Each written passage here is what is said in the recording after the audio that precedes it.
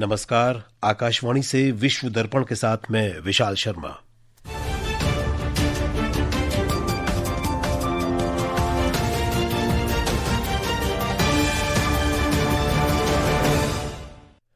सबसे पहले मुख्य समाचार। प्रधानमंत्री नरेंद्र मोदी ने रूस के राष्ट्रपति व्लादिमीर पुतिन से बात की। दोनों नेताओं ने द्विपक्षीय एजेंडे में प्रगति की समीक्षा की और भारत रूस विशेष रणनीतिक साझेदारी को और मजबूत करने की प्रतिबद्धता दोहराई। इजरायली प्रधानमंत्री बेंजामिन नेतन्याहू ने भारतीय राजदूत से मुलाकात कर भारत इजरायल रणनीतिक संबंधों को और मजबूत करने पर चर्चा की।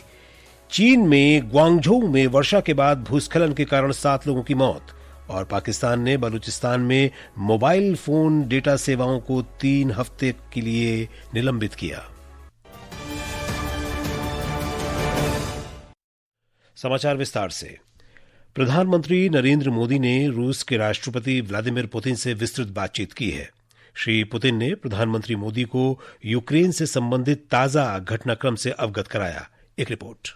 प्रधानमंत्री मोदी ने राष्ट्रपति पुतिन को उनके विस्तृत आकलन के लिए धन्यवाद देते हुए संघर्ष के शांतिपूर्ण समाधान के लिए भारत के दृढ़ संकल्प को दोहराया। दोनों नेताओं ने द्विपक्षीय एजेंडे में प्रगति की समीक्षा की और भारत रूस विशेष और विशेषाधिकार प्राप्त रणनीतिक साझेदारी को और प्रगाढ़ करने की प्रतिबद्धता दोहराई। श्री मोदी ने राष्ट्रपति पुतिन को इस वर्ष के अंत में 23वें भारत रूस वार्षिक शिखर सम्मेलन के लिए भारत आने का निमंत्रण दिया। अनुपम की रिपोर्ट के साथ समाचार कक्ष से वैष्णवी।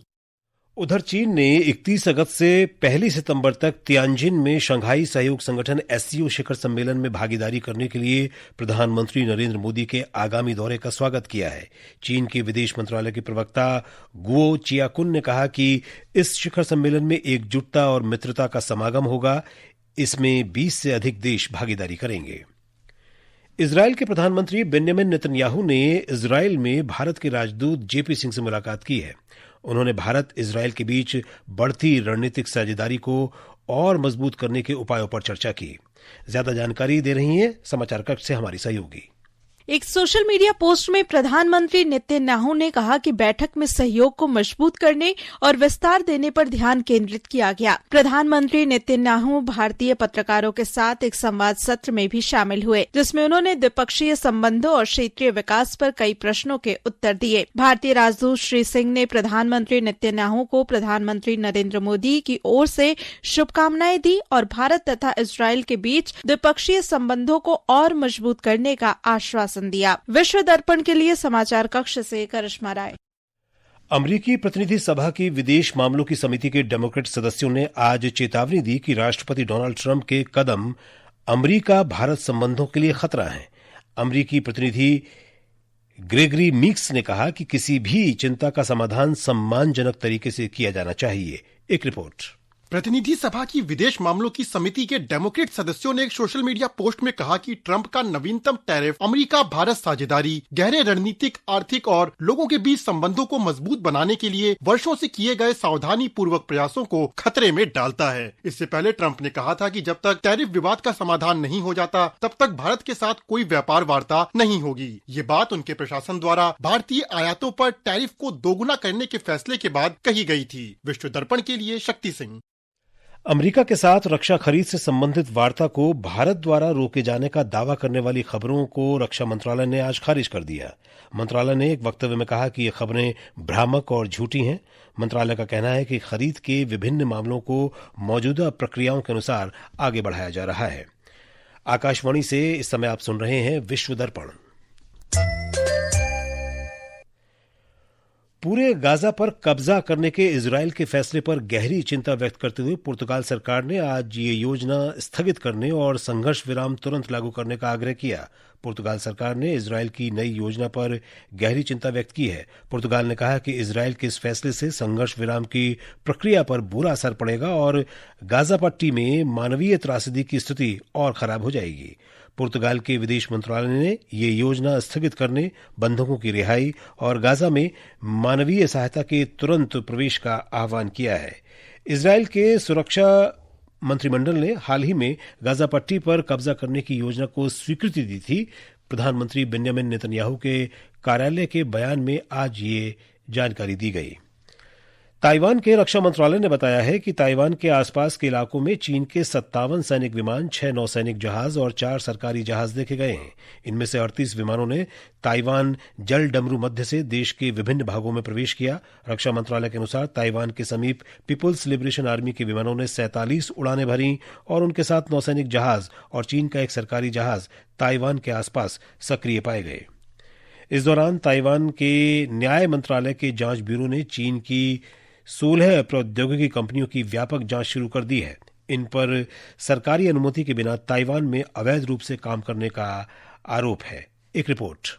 स्थानीय मीडिया रिपोर्टों के अनुसार इन कंपनियों ने ताइवान में गुप्त रूप से कार्यालय स्थापित किए और आवश्यक अनुमति प्राप्त किए बिना स्थानीय लोगों को नियुक्त किया। 15 जुलाई से 6 अगस्त के बीच छापेमारी के दौरान इन कंपनियों से जुड़े लगभग 120 व्यक्तियों से पूछताछ की गई। जांचकर्ताओं के अनुसार कई कंपनियों ने कथित तौर पर विदेशी या ताइवानी निवेशित फर्मों की शाखाओं के रूप में व्यवसाय पंजीकरण में हेराफेरी की। जांच ब्यूरो ने चेतावनी दी है कि इस तरह के गुप्त अभियान ताइवान की तकनीकी प्रतिस्पर्धात्मकता के लिए गंभीर खतरा पैदा करते हैं। विश्व दर्पण के लिए प्रियंका अरोड़ा।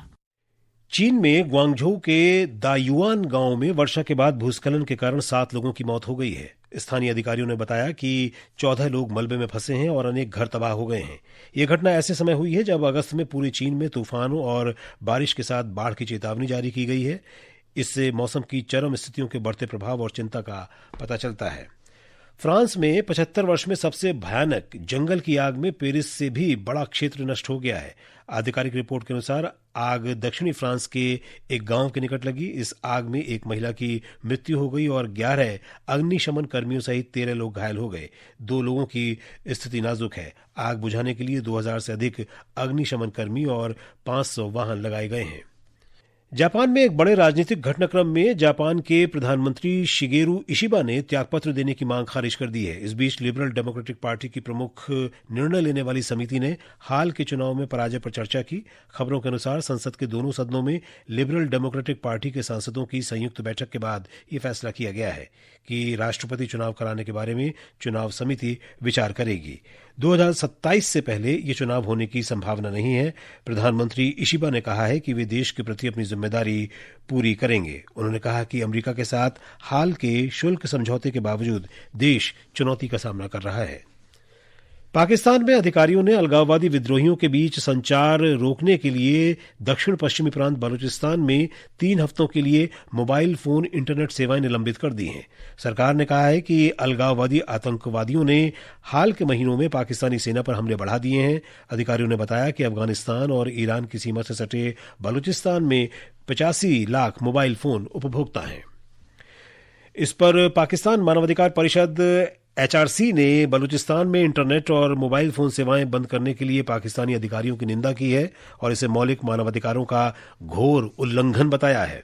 एक बयान में HRC ने कहा कि बलूचिस्तान सरकार द्वारा पूरे प्रांत में 3G और 4G मोबाइल और इंटरनेट सेवाओं को निलंबित करने का निर्णय एक असंगत कदम है जो लाखों निर्दोष नागरिकों को निशाना बनाता है। ये निर्णय संचार के अधिकार, अभिव्यक्ति की स्वतंत्रता, शिक्षा, स्वास्थ्य और रोजगार जैसे मौलिक अधिकारों का हनन करता है। दक्षिण कोरिया ने अगली पीढ़ी का पावर ग्रिड स्थापित करने के उद्देश्य से एक टास्क फोर्स का गठन किया है। ये बिजली आपूर्ति की दक्षता में सुधार के लिए कृत्रिम बुद्धिमत्ता AI का उपयोग करेगा। व्यापार, उद्योग और ऊर्जा मंत्रालय के अनुसार राष्ट्रपति ली जे म्यूंग द्वारा पिछले सप्ताह एक AI पावर ग्रिड बनाने के प्रयासों का आह्वान करने के बाद इस टास्क फोर्स का गठन किया गया है। ये पूरे देश को बिजली उत्पादन, भंडारण और खपत से जोड़ेगा। इस टास्क फोर्स में वित्त, उद्योग, विज्ञान और भूमि मंत्रालयों सहित संबंधित सरकारी एजेंसियां तथा कई सार्वजनिक संस्थाएं शामिल हैं। ये कुशल बिजली उपयोग को भी बढ़ावा देगा और देश की बिजली सुरक्षा को बढ़ाएगा। अंत में मुख्य समाचार एक बार फिर। प्रधानमंत्री नरेंद्र मोदी ने रूस के राष्ट्रपति व्लादिमीर पुतिन से बातचीत की।